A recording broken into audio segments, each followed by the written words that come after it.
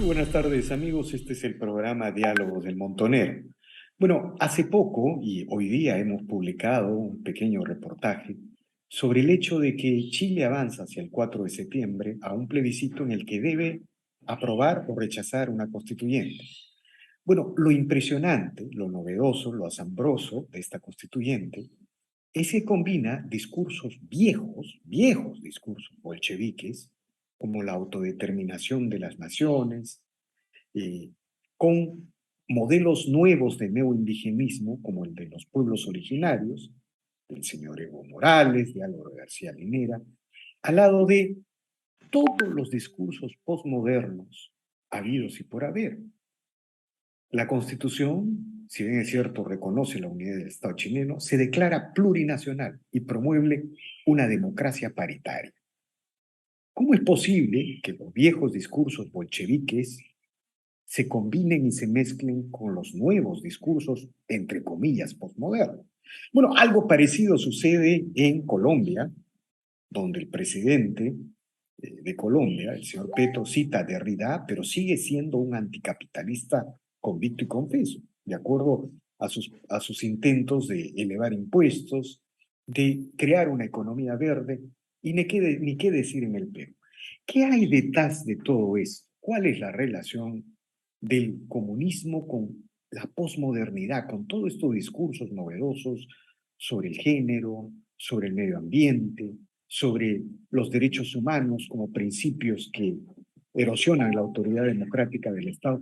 Son preguntas que los peruanos y los políticos y los intelectuales nos venimos haciendo y de alguna manera comprometen a todas las izquierdas, pero también a todas las derechas. Bueno, para hablar de estos temas el día de hoy hemos convocado a Miklos Lucas, filósofo, profesor universitario, un intelectual que radica en el Reino Unido, y él, como siempre, ha tenido la gentileza de aceptar este diálogo. Buenas tardes, Miklos, gracias por la conversación.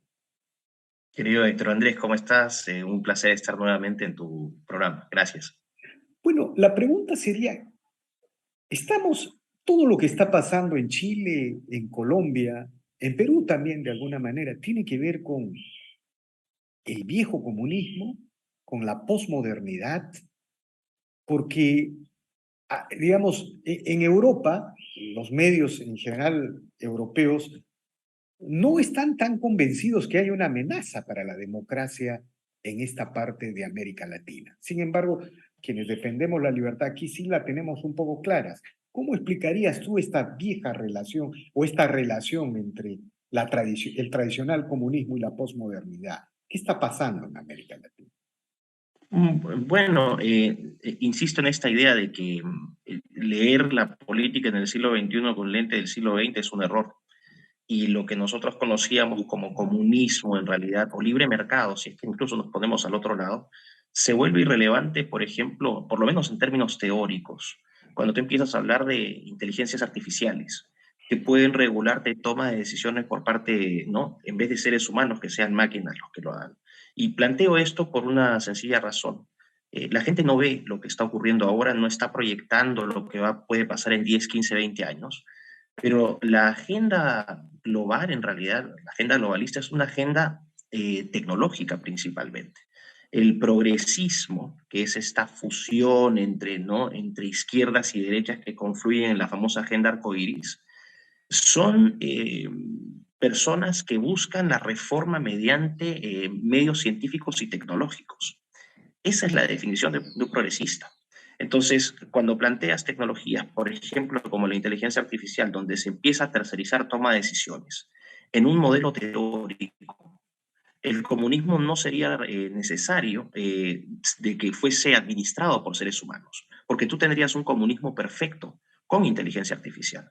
¿Y por qué lo planteo? Y esto también absorbe la idea del libre mercado, porque puedes tener en tiempo real la información de todas las transacciones que se están realizando en cada momento, qué se compra, qué se vende, quién compra, dónde compra, cuánto compra. Entonces, toda esta información que puede ser recopilada en tiempo real, te mata finalmente en términos prácticos incluso, te mata esta idea de que el comunismo ya no es viable. El comunismo fracasó por lo que Hayek identificó dos elementos. Uno, el primero es que seres humanos, ¿no? Un gobierno regido por seres humanos, no puede procesar toda la información que ocurre en una economía, en un territorio, porque simplemente no tiene los medios para hacerlo. Tendrías que saber qué es lo que hace todo el mundo en todo momento y qué se produce, dónde se produce. Eso hacía imposible recopilar la información. Y hay un segundo elemento, que aun si tú hubieses podido recoger toda esa información, hay limitaciones cognitivas en el ser humano. Tendrías que tener millones de mentes para hacer sentido de esa complejidad de información y ese volumen de información para sobre esa base tomar decisiones. Por lo tanto, eso hacía inviable el comunismo. Lo hacía completamente inviable. Por eso fracasaba. Y por eso decía Hayek, dejemos que todo, ¿no? Que el mercado lo regule de manera espontánea, ¿no? A través de la oferta y la demanda, y esto va a determinar el precio. Era la mejor forma, sin ser perfecta, ¿no? Porque de alguna u otra manera el precio te capturaba toda esa información de manera implícita. Entonces, lo que estamos viendo ahora es, vamos hacia modelos colectivistas, ¿no? Y da lo mismo. El mismo principio que te acabo de decir se vuelve irrelevante para una economía de libre mercado.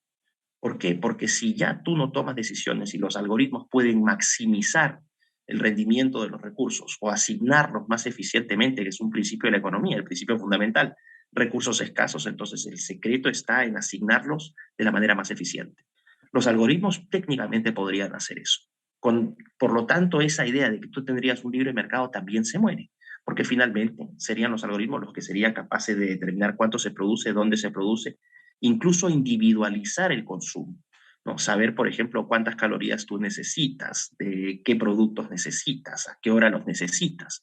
Toda esa información podría ser recopilada y con el poder que está adquiriendo los procesadores, ¿no? De las computadoras, el tamaño de discos duros, la cantidad de información que tú puedes almacenar, eso se volvería posible.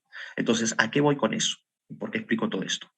Pensar en un comunismo como se concebía en el siglo XX es absolutamente irrelevante ahora, porque las máquinas cada vez están entrando con mayor fuerza a la toma de decisiones de seres humanos. Y si la gente dice, pero bueno, este sujeto está hablando locuras, ya estás viendo un desplazamiento brutal a nivel de empleos, empleos que empiezan a ser automatizados y poco a poco, ¿no?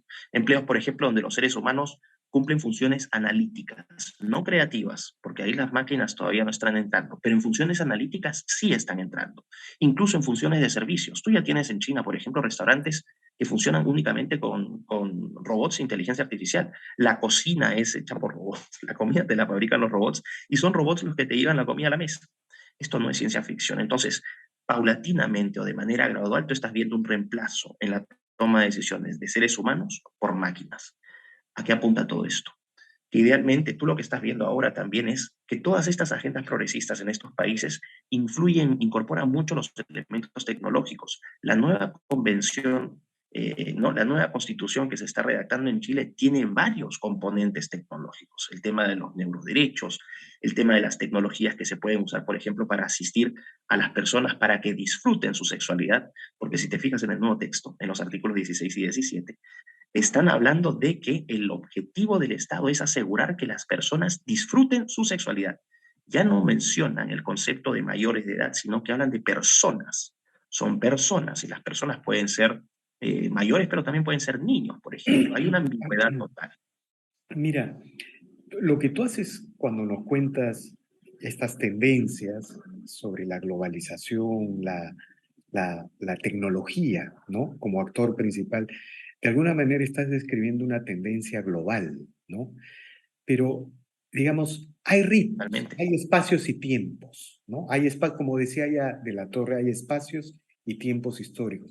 En el caso de América Latina, digamos, ni siquiera hemos procesado la primera gran revolución industrial, a diferencia de los europeos y los países occidentales. Sin embargo, las tecnologías construyen todo, las tecnologías de la información construyen todo este universo que tú dices. Ese es más o menos el marco, pero lo que a mí, digamos, lo que quería preguntarte es que en el caso de Chile, por eso quería empezar con Chile, estamos ante la primera constitución posmoderna, ante el primer paradigma de revolución paradójicamente, estos posmodernos hablan de la libertad del individuo al límite. Es una libertad abstracta sin contrapesos. Eres libre para hacer lo que quieras y para hacer contigo lo que quieras al margen de nación, familia, historia, barrio, lo que tú quieras. Y eso está consagrado en la Constitución, en la ideología de género, en los temas del aborto, en los temas en fin, de la agenda arcoíris, pero está plasmado junto a la idea de plurinacionalidad. Este, Esto no está siendo entendido por las élites latinoamericanas y menos todavía la gran descripción que tú hablas sobre las tendencias mundiales. Entonces, esta agenda está destruyendo todo lo que conocemos: familia, propiedad, contratos, lenguaje. Es decir, todo está siendo deconstruido. ¿Cómo ha sido posible esto en Chile? Miklos, ¿tienes alguna explicación? Porque ya no solamente es Chile, el presidente de Colombia tiene ese lenguaje, tiene ese discurso. Ujú. Yo creo que ha sido un proceso gradual y ha sido posible por la confluencia de políticos y presidentes, no solamente de izquierda, en el caso de Chile Bachelet, sino también presidentes de derecha, el caso de Piñera. Si tú hubieses tenido un contrapeso ideológico que se hubiese traducido en políticas públicas y en arreglos institucionales representativos de una ideología, una perspectiva de derecha, tú no tendrías lo que tienes hoy. Ha habido, y a eso me refiero cuando hablo de esta confluencia progresista, donde tienes progres de izquierda y progres de derecha. El discurso económico y político simplemente es para polarizar y mantener entretenida a la platea. Pero si tú te fijas en la implementación, en el diseño, implementación y supervisión de políticas públicas, las políticas de Piñera en muchos aspectos, en lo que confluye, que es la agenda arcoíris, han sido exactos. ¿Qué diferencia hay en el segundo gobierno de Piñera con el segundo gobierno de Bachelet? En realidad nada, salvo el discurso, nada. Bueno, Han seguido. ambos son los protagonistas de la constituyente. La primera por plantear ser la primera en romper el acuerdo de la transición y el segundo por aceptar y viabilizar. Así es, y si tú tienes tanto poder, ¿no? Porque el Ejecutivo aún te da poder y tienes presencia todavía en el Parlamento, porque Piñera no tenía mayoría, pero sí tenía una bancada fuerte y podría haber generado consensos, ¿no? Finalmente tenías lo que es la UDI, Renovación Nacional, podrías haber encontrado uno que otro independiente por ahí, incluso gente del sector de izquierda que podría estar en contra de estas agendas, que también los hay. Podrías tú haber generado consensos para bloquearle en el legislativo un montón de iniciativas, pero no hubo la voluntad política. Es más, ni siquiera es que no hubo la voluntad política, hubo la voluntad política de implementar todo esto. Y el caso de Chile es lo que ha pasado en Colombia. Duque ha hecho exactamente lo mismo. ¿De qué se diferencia? Empezó con Santos. Santos, que era una persona que se le asociaba con la lealtad a Álvaro Uribe, y Santos traicionó a Uribe y empezó a implementar toda la agenda progre. ¿Cuál fue el premio que recibió? Un Nobel. Literalmente, por destruir, ¿no? Por destruir Colombia con estas políticas. ¿Qué está pasando en Uruguay, por ejemplo? Todo el mundo dice, la calle Pou, gran presidente de derecha, la calle Pou se está vendiendo a toda esta agenda progresista. Antes que continúes desarrollando, o sea, uno podría decir que las derechas en América Latina frente a esta agenda global progresista, postmoderna, Son cosméticas. solo ha defendido el capitalismo en términos económicos y ha abandonado toda la cultura, toda la ideología, todos los relatos. Y bueno, los resultados lo estamos viendo. Algo de eso nos quieres. Eso lo resume, Víctor Andrés. Eso es lo que está pasando. El discurso económico se ha mantenido. Ni siquiera podrías hablar de que las políticas económicas se han mantenido, porque también has tenido en Chile alzas de impuestos, has tenido un Estado más intervencionista, con todo esto de la agenda del género, todas estas legislaciones de cupos para poblaciones LGBT, ¿no? Los cursos que te hacen de adoctrinamiento para ser parte del aparato estatal, que no solamente es un tema que ocurre en Chile, también ocurre en Argentina, también está ocurriendo acá en Perú. Es decir, el molde es España, pero eso también ocurre en Canadá, eso también ocurre en Estados Unidos. Es una plantilla global, o por lo menos, vamos a ponerlo así para no ser tan ambiciosos, es una plantilla hemisférica. El hemisferio occidental está sometido exactamente a la misma plantilla y se habla de la pérdida de la soberanía porque todas estas iniciativas legislativas y estas políticas públicas no son diseñadas por los parlamentos. Nuestros parlamentos hace años han perdido el poder de legislar, ¿no? Y de generar, vamos a decir, debates que sean endógenos, que nazcan de la problemática real de cada país. Aquí lo que tienes es una estandarización total de estas políticas. La gente no tiene trabajo, la gente está, los precios están subiendo, pero tú sigues viendo que en todos estos países las políticas que se siguen impulsando son políticas arcoíris, ¿no? Ese es el Ahora, problema. lo que nos estás diciendo es que esta deconstrucción, hablemos con esos términos, esta Okay. deconstrucción que está existiendo de las grandes tradiciones occidentales, de alguna manera, bueno, está concretándose, materializándose en Europa, en Estados Unidos, en los países del Atlántico Norte, de donde precisamente nació Occidente. Algo de eso nos estás diciendo, ¿no? Explícanos eso con más detalle. Estados Unidos, el Reino Unido, por ejemplo. Ujú. Bueno, estos países ya llevan varios años. Yo diría que en estos momentos el país modelo hacia donde va apuntando todo en Occidente es Canadá. Canadá se ha convertido como el laboratorio, ¿no?, de avanzada de todo lo que se nos espera. Entonces tienes a Trudeau, ¿no?, que es un sujeto que ya no, es, literalmente Trudeau tiene ya dotes dictatoriales, ¿no? Ha planteado, por ejemplo, abiertamente que las personas que todavía no se hayan inyectado van a tener que ser confinadas en sus casas. Y en ese mismo discurso está diciendo que Canadá es una democracia envidiable, ¿no? Tienes estas restricciones de movimiento, tienes estas restricciones porque todo ahora tiene que ser también con códigos QR. O sea, todas estas cosas que parecían una locura y nuevamente la tecnología al O, centro de todo. o la Entonces, cultura, Canadá tienes esta plantilla. o Ahora, la cultura de la cancelación, ¿no? la cultura de Ah, la cancelación que está ah, tan difundida. Ujú, exacto. Entonces, claro, si es que nos vamos a los aspectos más filosóficos, vamos a poner que yo sé que a ti te gusta, el aspecto, el posmodernismo en realidad es, si tú lo resumes en algo muy sencillo, el posmodernismo es la negación absoluta de toda verdad objetiva.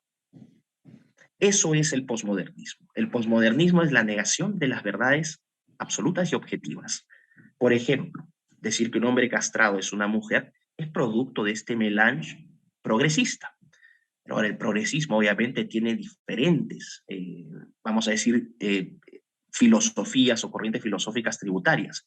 Tú puedes irte tan atrás como el siglo XVII, ¿no? Puedes hablar de René Descartes o Descartes, cuando él plantea esta famosa dualidad mente-cuerpo, donde Descartes dice, cogito ergo sum, pienso, luego existo, y él a partir de eso dice, la mente es un elemento separado del cuerpo. El cuerpo simplemente es el receptáculo de la mente, pero son dos variables distintas. Y tú dices, ¿y eso qué tiene que ver con lo que está pasando ahora? Fíjate, una ideología del siglo XVII. Eso te fundamenta la idea de que un hombre castrado te puede decir, no, yo soy mujer. Su mente está disociada de su cuerpo, ¿no? O te puede hablar de estas diferentes categorías trans que ya he hablado en anteriores ocasiones, ¿no? Los transgéneros, los transrazas, los transbotánicos, los transcapaces, es decir, todas estas categorías donde hay una disociación entre lo que es su mente y su cuerpo. Cuando tú trasladas eso a otros campos, lo que estás trasladando es el principio, de que el principio es que tú puedes negar a partir de discursos, de narrativas, tú puedes negar realidades objetivas y construir realidades paralelas. Y eso es lo que está pasando ahora en el mundo. Lo que estamos viendo es la destrucción. Te pueden decir lo que ocurre en Estados Unidos. Biden acaba de salir diciendo que la inflación en el mes pasado en los Estados Unidos fue 0%. Ahora te redefinen el concepto de recesión. Ya no son 2 trimestres consecutivos en decrecimiento. No, eso ya no es recesión. Nuevamente, el principio es el mismo, la negación de verdades absolutas.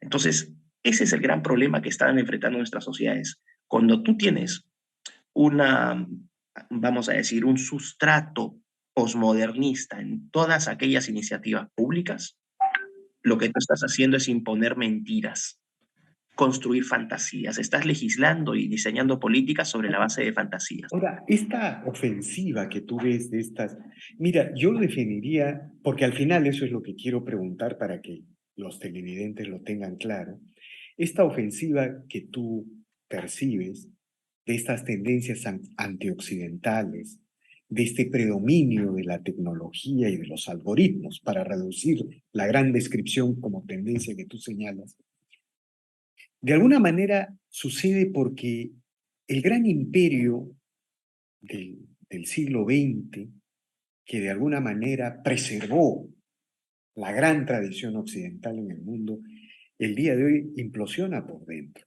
Ha sido también deconstruido. El presidente Biden y su gobierno, bueno, si no se entiende correctamente, yo diría, jamás hubiera sucedido lo de Nicaragua, lo de Venezuela, probablemente lo de Chile o de Colombia o lo de Castillo con el imperio estadounidense del siglo pasado, ¿no es cierto? Imposible imaginar que por medio de elección hay una vía constitucional para la revolución, no sé cómo llamarla en América Latina. Tiene mucho que ver el declive imperial y la manera como ha sido deconstruido, ¿no? Claro, es que aquí pasamos también a otro punto, ¿no? Tú comparas, por ejemplo, los modelos occidentales con el caso, el gran antagonista de Occidente, que es China. O sea, Rusia ahora, ¿no? A Rusia la han apartado de Occidente, que ha sido un error, y la han puesto ahora bajo la esfera de influencia china. Pero China, a pesar de todo, o sea, su modelo político se mantiene. Ahí siendo el Partido Comunista Chino el gran ancla, ¿no? Del poder en ese país, que tiene control absoluto sobre materia económica, materia social, cultural y política.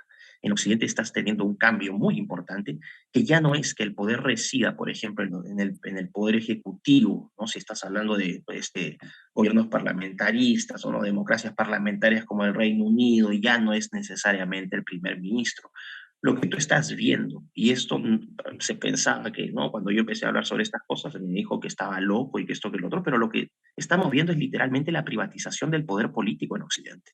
Ya no son necesariamente los gobernantes los que gobiernan, ni los legisladores que supuestamente representan a la población, sino que son metacapitalistas, son centibillonarios los que deciden los destinos. La salud pública internacional, esto no es teoría de conspiración, por favor, está documentado. ¿No?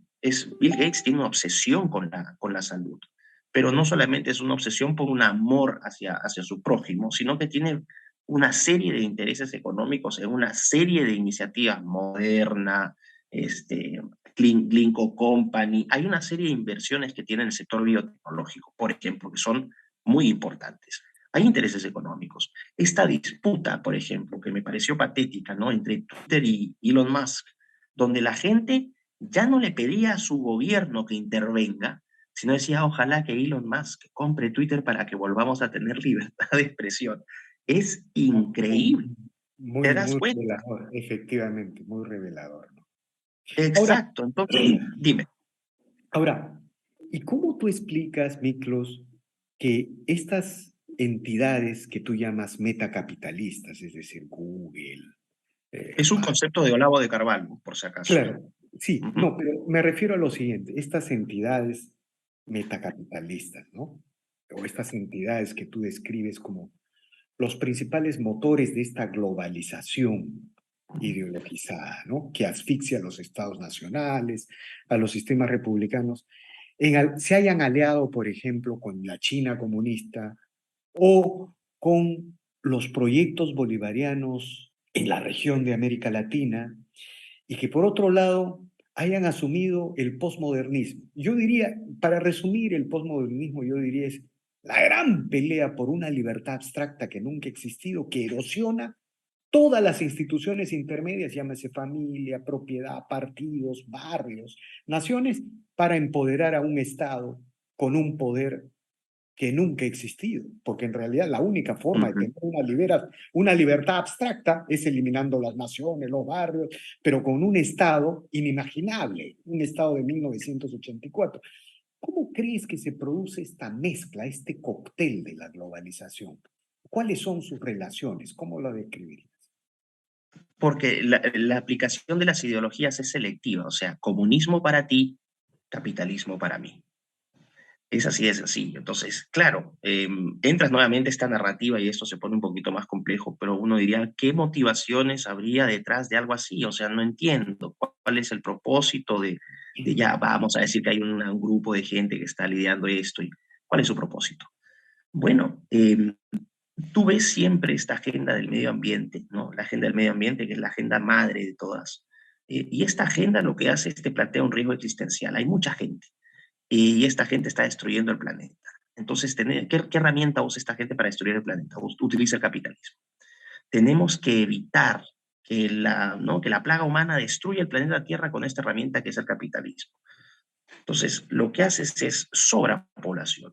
Tienes que aplicar políticas de control demográfico. Esto tampoco es nada nuevo. Esto ocurre desde hace casi un siglo.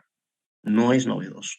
Me dicen que no creen. Bueno, la política de un solo hijo, por ejemplo, en China, fue motivada fuertemente por intervención estadounidense, específicamente con la intervención de Kissinger, ¿no? Que ha sido un hombre que siempre ha estado en los recovecos del poder y de las pugnas de poder internacional. Entonces, tienes esta visión de que sobra mucha gente. Hay otra cuestión también que es psicológica, y esto parte también de mi investigación, del trabajo que yo he venido haciendo, que la mentalidad, la psicología de los billonarios es completamente distinta a la de una persona común y corriente. ¿Por qué? Porque estas personas ya no tienen necesidades de acumular más dinero, les sobra. Entonces, ocurre como siempre ha ocurrido, ¿no? Si te sobra algo, no lo valoras. Esta gente ya no necesita dinero. Su posición es literalmente dejar un legado. Es lo que han hecho, por ejemplo, el siglo XIX, el famoso Cecil Rhodes, que era un industrialista, un tipo millonario, ¿no? Y fue a hacer sus excursiones al África con la misión de civilización, cristianismo y comercio, las famosas 3C. Y Cecil Rhodes también tenía esta visión de cambiar el mundo. De hecho, hay unas becas en Oxford que son en su nombre, ¿no? Las Rhodes Scholarships de Oxford. Dejar un legado. ¿Qué es lo que hace Bill Gates ahora en el siglo XXI?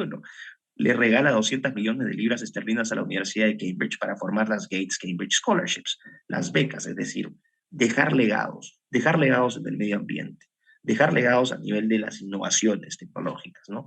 Que ellos pudieron reordenar el mundo, pudieron reordenar la economía, pudieron civilizar a todos estos humanos que estaban destruyendo su planeta. Y en el caso de esta gente, si tú te fijas, todos tienen conexiones con estas agendas verdes. Todos promueven la agenda verde. De hecho, por ejemplo, Jeff Bezos tiene el Bezos Earth Fund, que es un fondo, es una especie de fondo medioambiental. Zuckerberg también financia estas iniciativas. Entonces, lo que tú tienes ahí es un compromiso ideológico y económico para llevar a cabo esto. Entonces, lo que estamos viendo es todas aquellas ideologías que legitimen la colectivización de las personas van a ser utilizadas en el mismo discurso. De Pero a acuerdo. ellos no les está afectando, a ellos no les está, mira lo que ha pasado ahora en los últimos 2 años, Víctor Andrés, y con esto cierro esta parte. La gente ha perdido poder adquisitivo no en porcentajes variables. Acá en el Perú los sueldos hace 6 o 7 años valían 24 o 25% más de lo que valen ahora. Pero ¿qué ha pasado con las grandes empresas? No solamente las tecnológicas, sino las grandes empresas de energía, de telecomunicaciones. Revisa sus ganancias, sus utilidades netas en estos últimos 2 trimestres. Estás hablando de ganancias de billones de dólares. Entonces lo que estás teniendo es una transferencia, una redistribución de poder, donde le estás quitando a los que están abajo con estos discursos de protege tu planeta, sacrifícate, ahorra luz, no uses carro, come insectos, no tengas casa, ábrele la puerta, ¿no? a tu vecino somalí. O sea, todos los sacrificios son transferidos a la población, pero lo que tú estás viendo es que ese sacrificio, que también es económico, significa una redistribución de riqueza y por extensión esa redistribución de riqueza se transforma también en poder político. Ahora, Miklos, Porque a ti el dinero te permite incentivar de diferentes maneras a muchas personas. de acuerdo. Ahora, Miklos, me habías dicho que había un problema de tiempo, te estás en tus actividades académicas frenéticas. Sabemos que estás terminando un libro que va a resumir todo tu trabajo intelectual de los últimos años, alrededor precisamente, a grandes rasgos, hemos dado grandes brochazos de los temas que tú trabajas. Y antes que te vayas, ¿no? Por los problemas de tiempo, pues, contigo podríamos seguir hablando 2 horas, ¿no? Ya habrá la oportunidad. Nos gustaría que nos cuentes en qué consiste este libro, cuándo va a estar y que se abra el debate a partir de ahí. Así es. Bueno, muchísimas gracias, Víctor Andrés, por esta oportunidad. Bueno, el libro ya tiene título, se llama Neoentes, sí, tecnología y cambio antropológico en el siglo XXI. Ese es el nombre. Neoentes, entes. Entes de entidades. Un ente es algo que No, no, no, existe. no. No, no, es un término que conozco muy bien, es un viejo término filosófico que tiene Así que ver es. con la tradición aristotélica, en fin. Así es. Y lo que sugiere ese título es que estamos ante la posibilidad, ¿no? Frente a este gran desarrollo tecnológico de empezar a crear nuevas formas de vida. Pero ojo, no necesariamente te refieres a vidas biológicas. También te refieres a vidas virtuales, porque un ente puede ser real o imaginario. Si empiezas a hablar del metaverso, ¿no? Si empiezas a hablar, por ejemplo, en este caso, hoy, donde tienes personas que se casan con hologramas, ¿no? Tener, Qué en interesante. serio. Entonces te das cuenta, a eso hace referencia. En la segunda parte se refiere al impacto que tiene la tecnología sobre lo que yo considero es la principal batalla de todas, la madre de todas las batallas o la guerra principal. Agustín hace poco publicó La batalla cultural, gran libro que recomiendo que lean porque es muy sucinto, muy estructurado para, ¿no? Viabilizar los esfuerzos de lo que se vería nueva derecha. Pero para mí la principal disputa es antropológica. Y eso se manifiesta en todas estas categorías trans, en todas estas ideologías que buscan lo que decíamos, ¿no? Sobre la base de este posmodernismo, relativizarlo todo. Si tú relativizas todo, literalmente puedes crear un nuevo mundo, crear nuevas cosas. Y eso es lo que yo planteo en este libro, que estamos ante una amenaza tecnológica a nuestra identidad, a nuestra condición y a nuestra naturaleza al ser humano. Ahora, por lo que tú has dicho, va a haber una enorme expectativa de cuándo va a estar el libro. Creo que lo presentas aquí en Lima.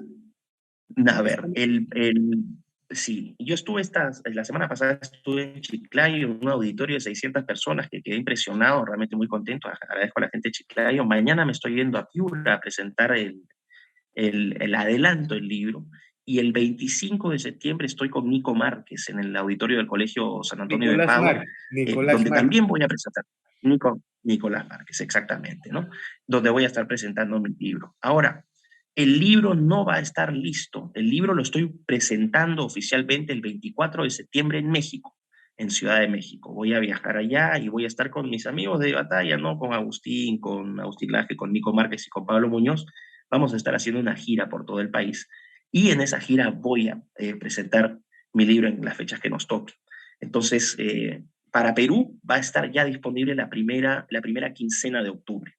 De hecho, las personas que vayan a esta conferencia, ¿no? De ahí si quieres te paso los datos y me haces el Publicherry, que ya Por quedan supuesto, pocas por entradas. supuesto. Creo que Esos ya quiero todavía. publicherries son valiosos para la guerra cultural, Así es, ¿no? así es. La idea es que en Perú llegue ya la primera quincena de octubre y la gente que va a la presentación del 25 va a recibir ya en su casa el primer ejemplar. O sea, el boleto ya incluye el libro que va a estar disponible en la primera quincena de octubre. En ese tiempo se les manda. Y después ya estará disponible, ¿no? Para la venta y vamos a ver en qué librerías y eso es todo un tema, ¿no? De Pero acuerdo. eso es. De acuerdo, Miklos, y felicitaciones pues por estos logros académicos, culturales, por todos los aportes. Bueno, has triunfado afuera antes que en tu país. De ahí viene el dicho que nadie es profeta en su tierra, pero basta con triunfar afuera para que el rebote en tu propio país, que en un determinado momento te pudo ser distante, se produzca. Y el rebote es enorme, ¿no? Pero Entonces, aquí si me permite, Víctor Andrés, es cierto lo que tú dices y es triste, ¿no? Que no se reconozca el esfuerzo, la contribución que uno hace, ¿no? Por mezquindades políticas, por envidias, por resentimientos, por antagonismos políticos que algunas personas piensan que son irreconciliables. Pero yo sí tengo que agradecer. Tú dices que mi país me dio la espalda. Yo no diría que fue mi país, fue un sector de yo la diría clase que fue política distante, una hacia buena distancia, ¿no? Sí, efectivamente, ¿no? ¿no? Efectivamente, pero sí aprovecho para agradecer públicamente a algunas personas que me apoyaron cuando yo en realidad, o sea, no me conocía ni mi mamá. No es que ahora sea Luis Miguel tampoco, pero bueno, me conoce más gente de lo que me conocía antes. Entonces, yo quiero resaltar, ¿no? Y entre las personas que yo tengo que agradecer, te encuentras tú, porque tú siempre me has abierto las puertas de tu casa, de tu portal, siempre has estado apoyando la difusión y eso yo te lo agradezco muchísimo. Un honor, Miklos, un honor. Y ahora no te abro las puertas, sino que tú ayudas a nuestro portal. Así es la vida, pues, ¿no? Así es la vida. En fin, Miklos, un abrazo y muchas gracias por todo y que sigan los éxitos. Y gracias por esta entrevista una vez más. Gracias, Víctor Andrés. Un fuerte abrazo. De igual manera, Miklos. Bien, amigos, esta ha sido una nueva edición de Diálogo de Montonero. Regresamos en la siguiente edición. Gracias.